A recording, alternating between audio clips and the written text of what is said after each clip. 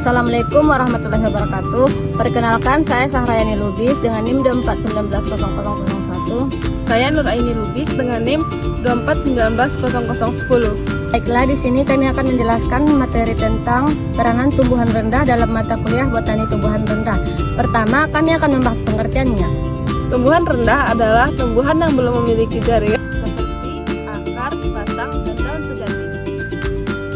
Contoh tumbuhan rendah yaitu ada tumbuhan paku, ada lumut, Dan ada alga. Oke. Selanjutnya ada tumbuhan paku. Tumbuhan paku adalah kelompok tumbuhan berpembuluh yang memiliki xilem dan floem, tetapi tidak menghasilkan biji. Mereka berkembang biak menggunakan spora yang biasa terdapat pada bagian bawah daunnya. Adapun peran tumbuhan paku sebagai tumbuhan rendah adalah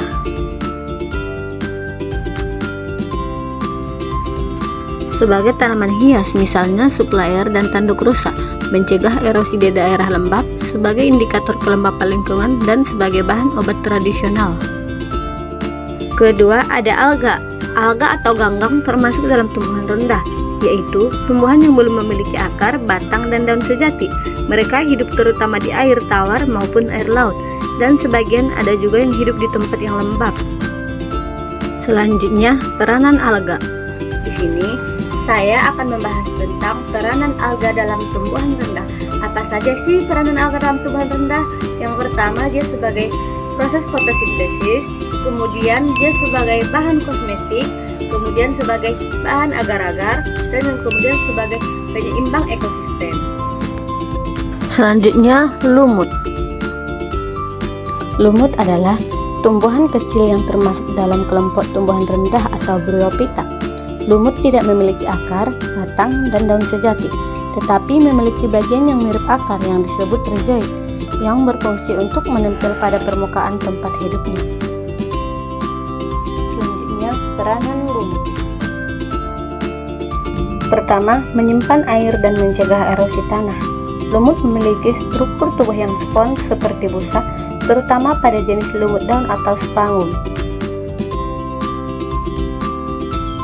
Struktur ini mampu menyerap dan menahan air dalam jumlah banyak.